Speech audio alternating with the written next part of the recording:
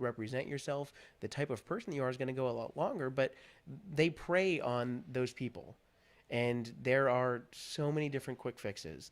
And I can't say that I've tried any of the quick fixes, but there are so many different things where you see those quick results. You see 30 pounds in a month and you're so excited.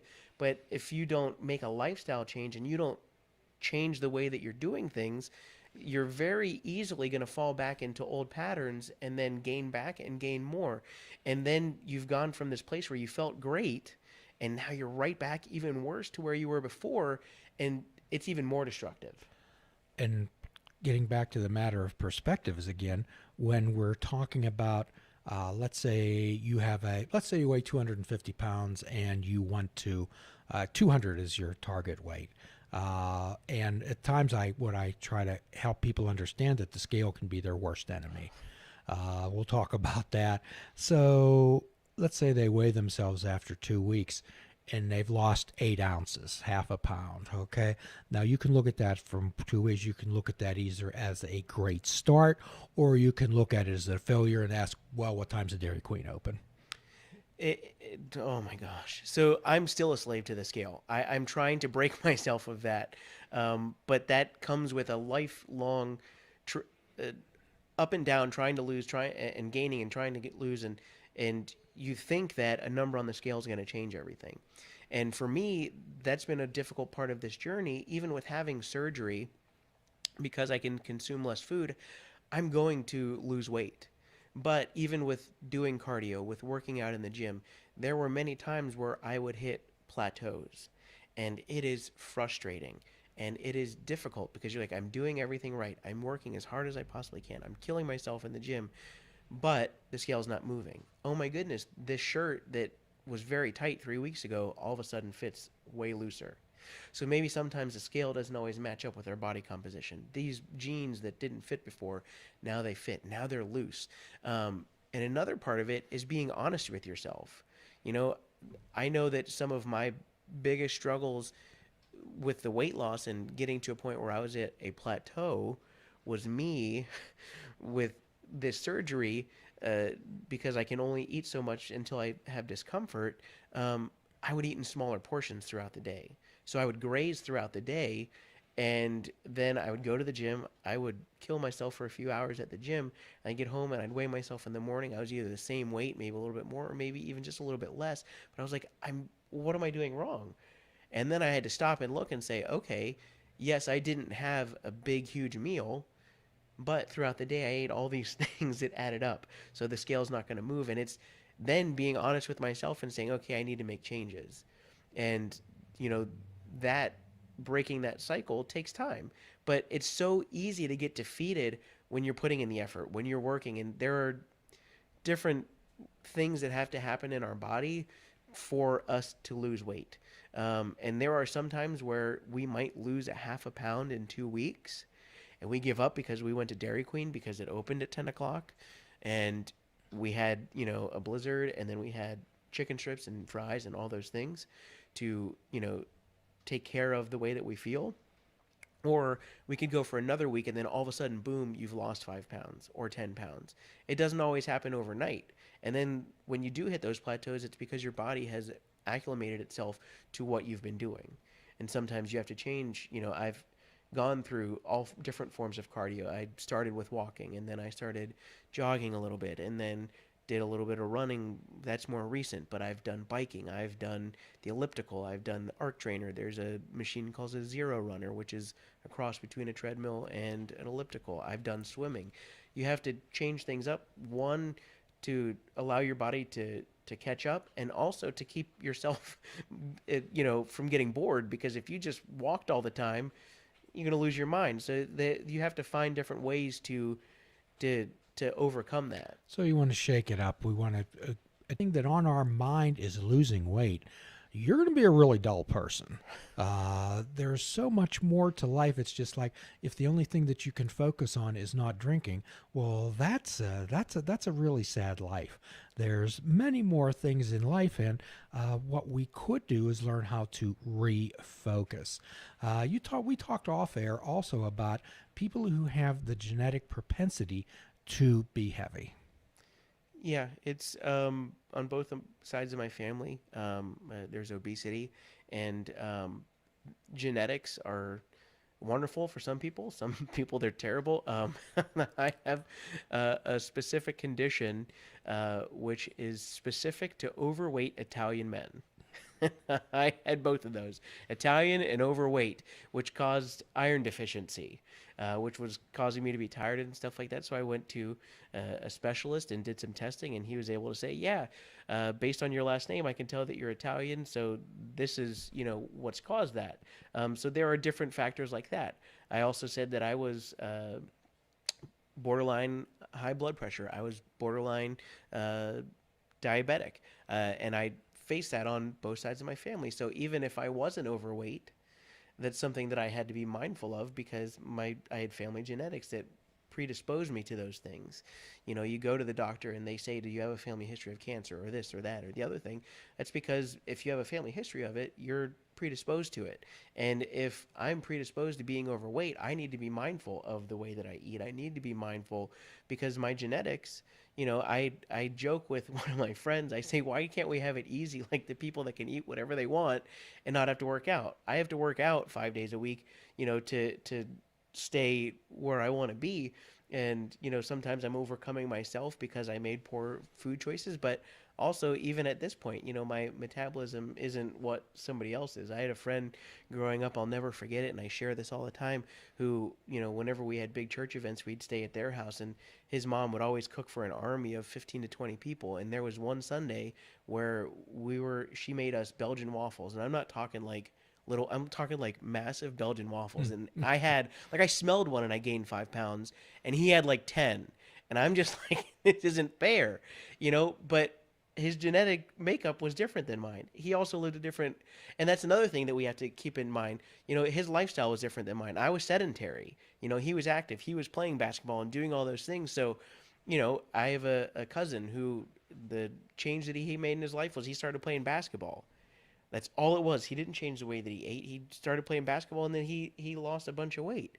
He was being active. I could sit and eat the same diet that he was eating and not be active, and our results are going to be completely different. So what you're saying is that merely because we have a genetic propensity to being overweight, that's not an excuse for staying overweight. No, we all have different uh, behaviors that we're susceptible. We all have different mindsets. We all have different things that, my addictive personality might be food. Somebody else, it might be shopping. There are different things that, and that's where it comes to a point of understanding your triggers. If I know that stress is going to set me off, I've got to be mindful to try and avoid those things that are stressful. Sometimes it's hard, it's work or it's life, it's monetary, it's whatever it might be, but it's learning how to deal with those triggers as well. So it's to be aware of our addictive mind and aware of our genetic propensity toward this. And then we can begin to make choices. And I think you mentioned something very poignant, that going to a physician and getting yourself checked out. Yeah, it's so important to. I would avoid the doctor unless I was sick, because I didn't want to hear that you need to lose some weight. Well, yeah, I needed to lose over 100 pounds. I at this point I've lost over 200 pounds, and I still, could stand a little bit more, but I'm healthy for the first time. But you know, understanding, I got to a point where I didn't understand that that's what it was, but I was tired all the time. I was getting sleep, but I was always tired. And I worked for a company in South Florida that worked with home sleep testing. And, I was at, and so when you're overweight and you have sleep apnea, and if you're pre diabetic or diabetic, when you have sleep apnea, because of the way that your body reacts and it's oxygen deprived and different things like that, it then sets off all these other things in your body. So you have low blood sugar, and then I was having like a vitamin water in the morning, and I was out. Like I literally fell asleep at my desk at work, and my one of my bosses says, "Well, why don't you take a home sleep test?" So they sent me home with a home sleep test, and sure enough, I had sleep apnea. And I justified it because it wasn't like sleep apnea; it was sleep apopneas, which is the same thing. It was just wasn't as severe. But then they set me up with a CPAP machine, which totally changed my life, and I wore it all the way up until I had surgery and had lost enough weight to no longer need it. But you know, there are so many different things that we can write off to being whatever, but it could be a much greater issue. It, if you're hypertensive, if you have blood sugar issues, I mean, it affects every aspect of your life, and if you're not careful, you're cutting years off of your life. So, for some people out there, perhaps, oh, gee, well, Andrew did this. I'll just go have gastric bypass surgery, or perhaps I'll have liposuction. I can just do whatever I want to. If I gain some weight, I'll just go have it done again. That's not the way it works. Could you explain that, Andrew? Absolutely. It keeps coming back to that lifestyle change. My dad had a similar procedure. He had gastric bypass. It's been 16 and a half years now, and I looked into surgery for a number of years. I remember the specific moment, even though I saw what my dad did, it completely changed his life. He became a marathon runner, did half marathons, 5Ks, traveled all over the country, went to San Diego, Washington, D.C., and different places doing races. I saw the changes that it made for him, but I had a friend that was closer to my age who had a similar procedure, and we got together one day at Starbucks and talked for almost an hour and a half, and I decided this is it. I'm going to have this surgery. Went to the seminar, talked to the surgeon. He said, this is the type of procedure I would suggest for you. Called insurance, and they didn't cover it. So I looked into it for 5 years with different insurances, and they never covered it. And before I could have surgery, I actually had somebody randomly text me and say, you're going to start walking a mile a day, 7 days a week. At that point, I was in between jobs. I was completely sedentary. I was almost at my biggest weight ever. I hit over 400 pounds at one point, and I was living in the basement for the most part. And I said, I am? He said, yeah, you are. And that first mile took close to 2 hours. And I'll never forget it because there I was. I would get so far and I was out of breath and I was sweating and I had to sit down. And so I sat down multiple times, and there was one point I was sitting down, and this woman drove past, and she says, "Oh, are you okay?" I said, "Yeah, I'm fine." She went to the store. She came back a few minutes later, and she says, "Are you sure you don't need me to call somebody for you?" And I just said, "I'm fine." Slammed my hands on my Yeah. thighs, got up, and ran the rest. Well, walked the rest of the way home. But it started a process there, and it took a little bit less time the next time and the next time, and then okay, I'm going to walk a mile and a quarter, and then I got challenged. Okay, today you're going to do a 5K, which is 3.11 miles, and I was doing 1.5. I'm like, you're nuts. A lot of times we don't realize what we're capable of. We get into this mindset of I can't until we push ourselves and we learn that we can do more. And then from there it was okay, you're going to cut out pop. Now you're going to cut out fast food. And at that point I was living 45 minutes from work, and fast food was a huge part of my diet. And I was like, I can't do that. But then I learned to meal prep and I learned to make those changes. You can have surgery, and it just on sheer science alone, because you can consume less, you're going to lose weight. But if you continue to eat the way that you ate before, it's only going to be for a short period of time. You have to make lifestyle changes. You have to change the way that you interact with food and things like that, and make necessary changes to allow yourself to succeed. So I lost 60 pounds naturally, and then I found myself out of work because my position was downsized. I was looking to move. I was looking for work. I was looking for all these different to make all these different changes. Well, lost my job. I'm not finding work. So you eat. You stay sedentary. I'm not walking anymore. I'm not working out. I'm not doing any of those things.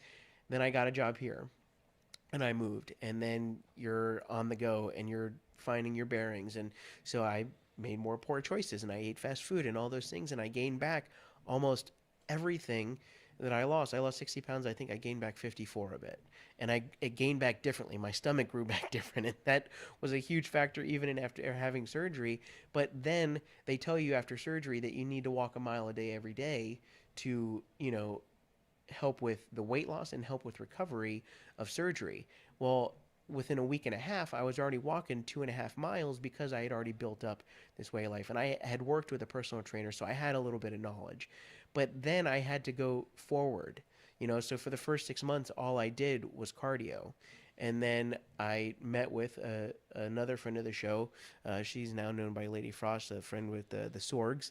And I met with her, and she helped me get back into weight training, which was another phase of it. And so I had little pieces here and there, but then that wasn't enough.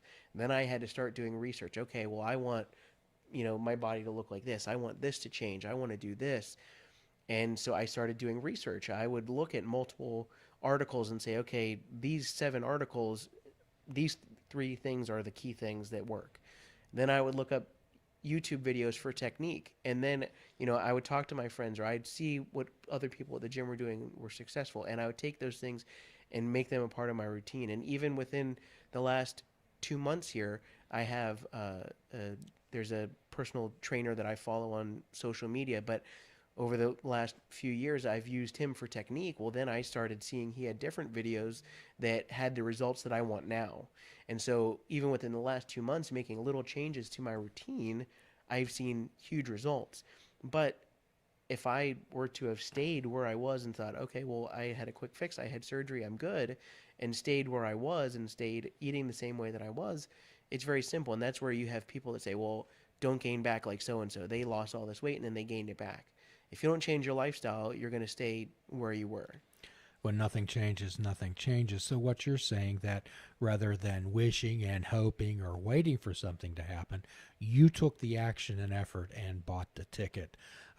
So when people say, "Oh, gee, I think I'll go have gastric bypass surgery," it's not like walking in and buying a pair of pants. Could you tell us a little bit about the procedure, the qualifications that it takes to go through?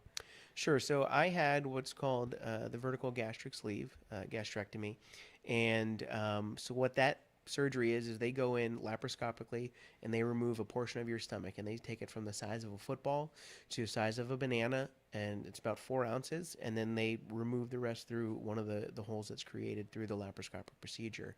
But before you can even do that, there are different protocol for insurance purposes, and then even to make sure that you're a candidate. And so I already had sleep apnea, but one of the things that you have to do, because I was sleeping with a CPAP, I didn't need to do it. You have to do a home sleep test. You have to do a endoscopy, so they go and make sure that everything is good, that it's something that they're able to do. They do a regular physical. They do blood work to make sure that things are where they need to be. And one of the most important parts is they have you go for a psych evaluation.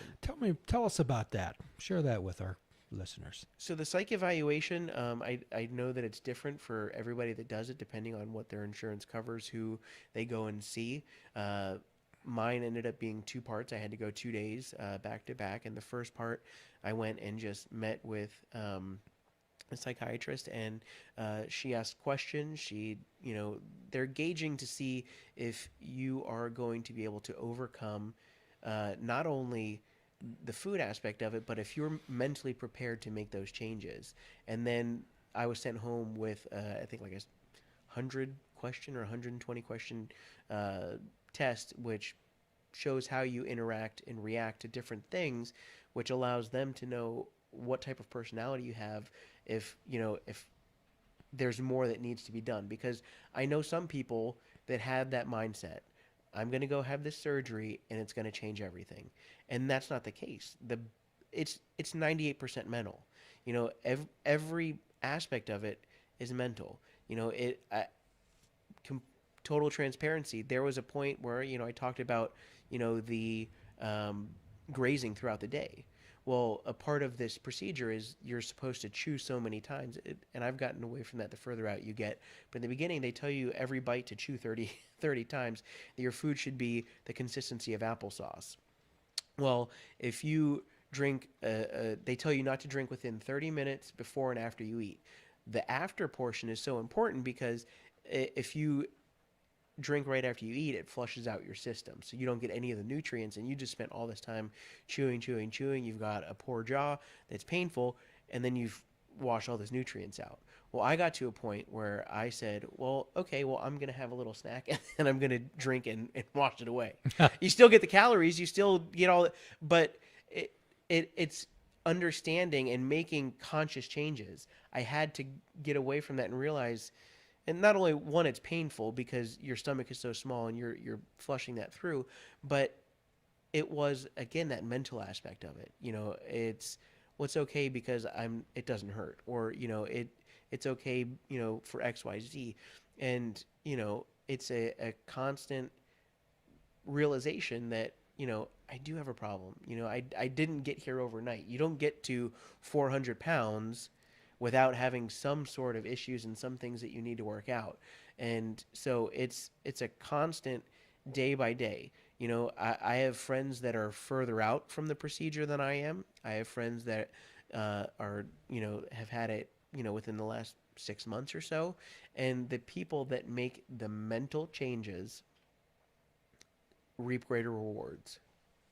As you go through this procedure, Andrew, I hear you changing the script inside of your head and the way that you began to develop a mind of awareness and knowledge through all these things that you did, and actually being able to talk to yourself like you'd talk to a friend, to be your own coach, to be your own cheerleader, to hold yourself to a standard, and also to become your own therapist. It and it's hard sometimes to look in the mirror and say, "What are you doing?" And I have friends that hold me accountable. Where we're all struggling the same way. When it's one thing to be healthy, it's another thing to have been obese or morbidly obese and to make a conscious decision to become healthy. And so I have those friends that have been on the other side, and so they understand. So when you struggle with food or when you struggle with whatever it might be, we're right now there's three of us that are all going through the same thing, so we hold each other accountable. And it might be a message, hey, I'm about to eat this, I'm about to do whatever, or I had a really bad day, I'm going to do better tomorrow. By holding each other accountable, not only do I have to then answer to myself, but then I have to answer to my friends. And, so we're trying to reach whatever our goals are. My one friend, she just had a baby. And so she went through the whole mental aspect of it, of this whole time trying to lose. And then, okay, now I'm growing a baby inside of me. So I've got to eat for the baby. But then part of that was she then took back some of those unhealthy characteristics and behaviors from before and justified it with, well, I'm growing a baby. And so Justification.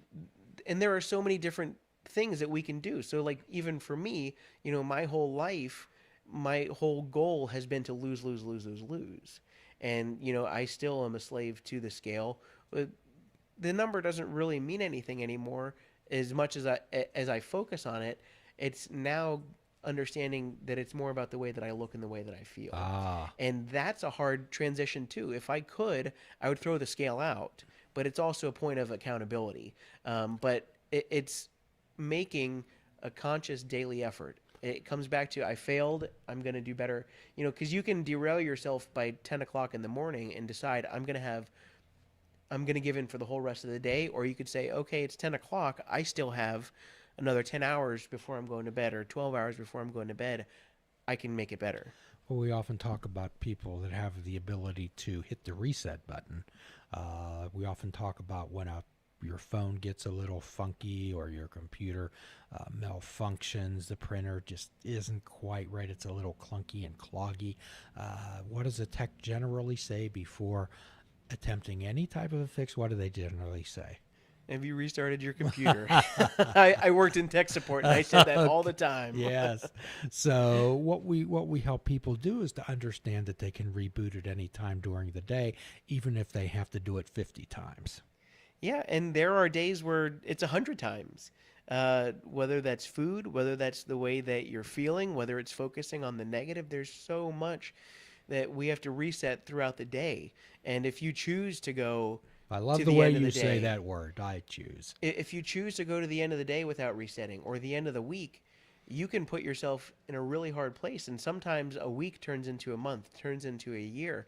We get into the situations that we're in by allowing ourselves to make continually poor choices and not dealing with it. And again, I didn't get to 400 pounds overnight. I'm also not going to lose weight overnight. I'm not going to overcome all the different triggers and all the different coping mechanisms and all those things overnight, because if I could, I wouldn't have gotten to where I was. So how has your life changed? What is your life like today? It's totally different. The way that I interact with people. I, my nephew, he's 5.5 years old. He's down in Florida. He's one of my biggest whys, one of my biggest motivations to continue going on. I will never forget very vividly one of the last times they came to visit before I had surgery.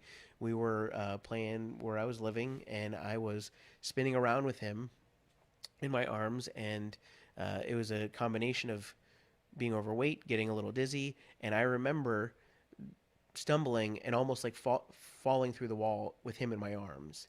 And I was terrified that if we would have gone through that wall, what would have happened? And at that point, I said, "This is never happening again." And there were times where it was difficult to do fun things. I could do everything, but it was a labor. It was difficult. I would find myself breathing labor, doing little things.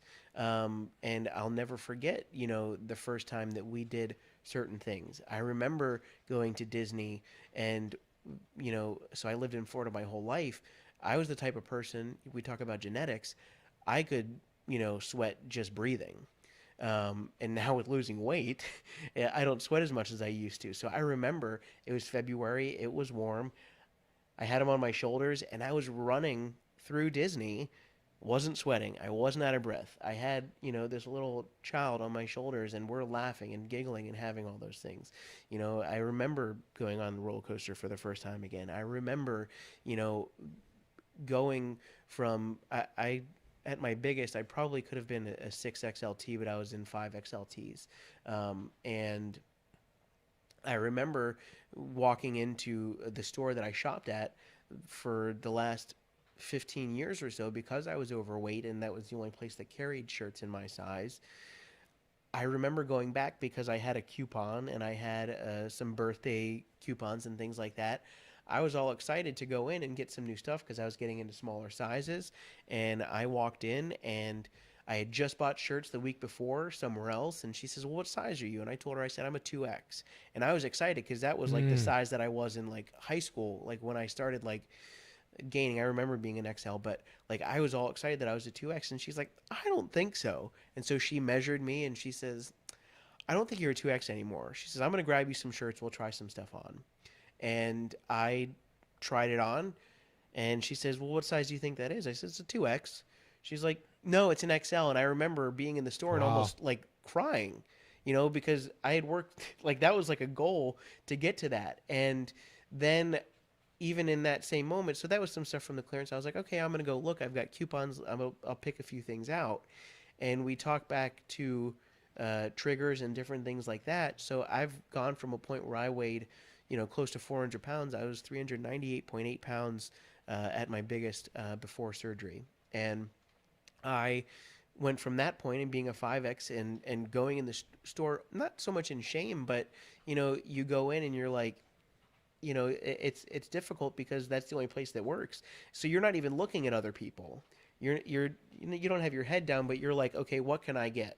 And so here I am now. I'm an XL, and there was a gentleman that was in the store that was bigger, and I remember him giving me a stare, like, "What are you doing in my store?" Mm. And so I went from, being on the other side and being so shameful, like kind of having my head down, to now I'm getting a glare like, "What are you doing in my store?" And I'll never, you don't forget those moments. We talked about wrestling and people that held me accountable. I remember there was a wrestler, his name's Wardlow, and he was from locally independently. He's now signed with a larger company, but we became friends. And when I first got here, I was a 5X, so when I wanted to get shirts from wrestlers, if they had a website online, I was able to order it. and I had to pay extra because it was a bigger size, and then I had to pay shipping as opposed to walking up to them at their table and saying, "Here's $20." I was now spending close to $32 for a t-shirt. And so I bought my two first shirts when I was here.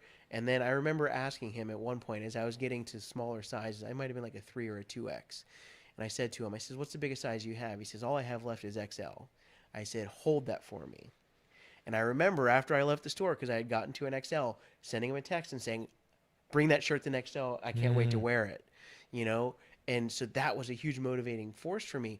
But when you go through all those different things, you learn to appreciate. Like I appreciate being able to go on a roller coaster now. I appreciate, I remember it for me, I got to a point where standing for 10 minutes was painful. So then to be able to go to Disneyland with my friends and to go, I think over 2 days we did like 17 miles. I never held anybody up. I never had to sit down. I remember there was a time where I was with a friend and we were in Ann Arbor and he wanted to go somewhere, so we went to the other side of town and then we were making our way back and we had taken one of those guys in the bike. We were two massively overweight dudes, and we're sitting in the back, and he was going up the hill, and I remember the bike tilting back and feeling terrible for this guy that was driving us to go get insomniac cookies at 10 o'clock at night. So he's taking two fat guys to get ice cream and cookies, hmm, and realizing in that moment. But then we ended up being way further from where we parked, and I don't know how far we had to walk, but I remember having to sit down. And I remember being in so much pain, my back was burning and crying out of ah, embarrassment and pain because I had to sit down and we still had like another mile to go. So to go from that to be able to run a mile in under 9 minutes, to be able to do a 5K, to be able to, you know, lift weights and to do all those things that I never would have imagined doing before, you learn to be grateful. You learn to enjoy them.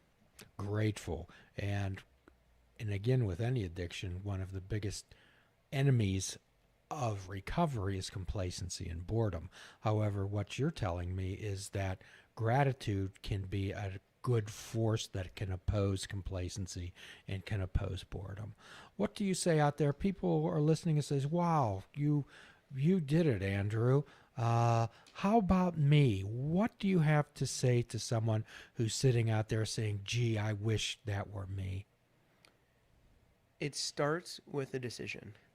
You have to choose to want change. I have people all the time that tell me, "I wish I had your motivation," or "I wish this," or "I wish that." Well, you can wish all day long. If you don't make any changes, nothing's ever going to change. And you said that this evening. So it has to start within yourself. It might be nice to be motivated by me. It might be nice to be inspired by me. But if you don't get up and make changes, people, I didn't start out, I have people say, "Oh, I wish I could run like you could do," or "I wish I could lift weights like you do." Where I'm at now, a year ago, 6 months ago, I wished I was at where I'm at now. And it takes consistency. It takes making a consistent effort.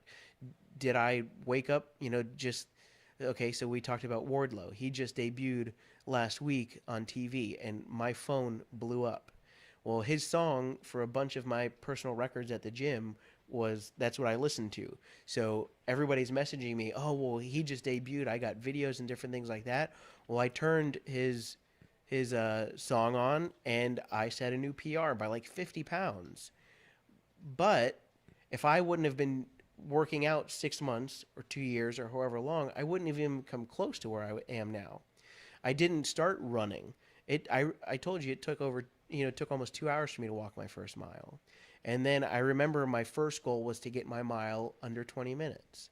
And then it was under 18. And then, then I remember getting under 10 minutes was a huge deal.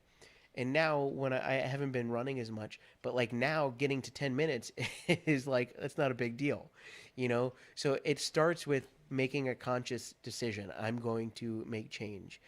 If you want to take a drastic measure and have weight loss surgery, anybody that's morbidly obese or obese and fits that criteria, I would suggest it. But going into it, you have to realize that it's a tool and it's only going to take you so far. Um, I suggest get the thing for me that really hammered it home when I was kind of uh, when I learned that I could have surgery, when I was talking to the physician's assistant, she said to me, she said, for you to lose the weight that you want to lose and keep it off long term, it's going to be nearly impossible to do without surgery. She didn't say that it would be impossible. I know and follow people on social media that have lost similar amounts of weight that I have without surgery. So it's not to say that it's not possible. But to lose it and to keep it off, surgery was my best answer. So you have to find what works for you. We discussed off air different fad diets and different things like that. That might give you that instant gratification. You might see the numbers move, but if it's not going to be something that you can sustain long term, it's not going to be beneficial. You might see immediate results, but if you don't make long term lifestyle changes, it's not going to mean anything. So I used to eat fast food multiple times a week. I used to eat, you know, lunch meat sandwiches because it was simple. Well, now I meal prep. Now I go to the gym multiple times a week. Now I, do different things. I surround myself with like-minded people to keep me accountable. To look and say, okay, well, look at what this person's doing this week. Maybe I can, so I know somebody that recently had surgery and was struggling to walk a mile. And we got together recently and we went for a walk. And I said, well, okay, you're doing okay. Let's walk a little bit further. She thought that a mile was a struggle. And then we ended up, I think, doing like a mile and a half that night. And then I just talked to the person that she walks with regularly, and he said, "Oh, we did 1.8 miles." So we have all these boundaries within our mind. Well, I can't do that. Well, maybe you're not going to start out with a mile and a half, but if you can do a half a mile, if you can, whatever you can do, and then build on that. I didn't start with, cutting everything out, because when you live a lifestyle that allows you to become morbidly obese, whether that's genetically or, you're making conscious poor decisions every day, which leads you to that point, you have to take smaller steps to bring yourself out of that. You're not going to instantly cut out pop every day. If you drink 2 liters a day, to say tomorrow I'm not going to drink any, you're in for a rude awakening. If you say I'm going to completely cut out, fast food or whatever it might be, you're in for a rude awakening. So maybe you scale back to 1 day a week, or 1 can of pop a day, or whatever that might be, and then gradually grow from there. You have to learn what works for you, and you have to know yourself. If I think I couldn't have gone from black to white overnight. I couldn't have just completely changed 0 to 60, because then I would fail. A lot of people go on very restrictive diets and they do lose weight. But with that great restriction, they then, especially if you have an addictive personality and food is a trigger for you or a source of comfort or whatever that might be, if you deprive yourself of the things that you like and enjoy, when you binge, it's going to be bad and you're going to become self-destructive. So a lot of people are like, well, I'm going to do this diet. That's fine. You can, and I hate the word diet. It's got to be a lifestyle change. So within that, because the times that I did it before I had surgery, I would eat the same way, but instead of multiple slices of pizza, I would have one. Or if I was having whatever it might be, I would have smaller portions.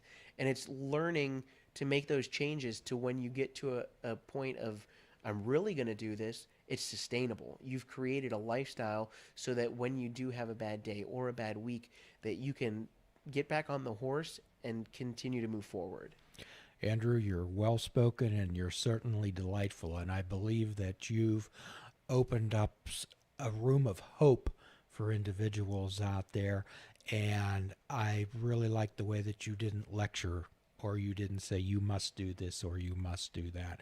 You gave people possibilities and explore possibilities to turn certainties into possibilities. And we hope that at some time in the future we can continue to track your life and your progress. And we always like to have people back on the shows to have a little reunion. And as always, Andrew, at the end of every show, we offer a free prescription, which would be fruits, nuts, and vegetables, and unplug your television, and perhaps take up fishing. And for a truly mindful experience, we suggest that you fish without bait, without definitive expectations. And as always, do a kindness for yourself, do a kindness for another. Forgive yourself and forgive another until all are free, none are free. Namaste.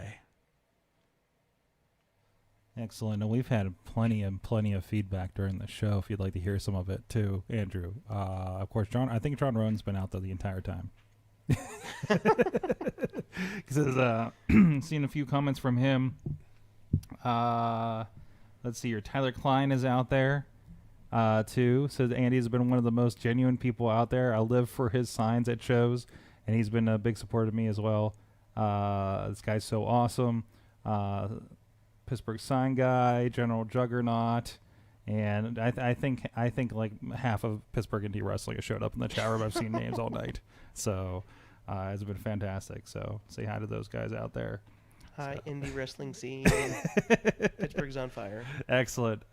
Thank you so much. It's been a pleasure to have you on the show and finally get you guys connected. So, all right, and we'll let you guys go, and we will be streaming on this feed on Wednesday night as well. So keep an eye out there. Probably around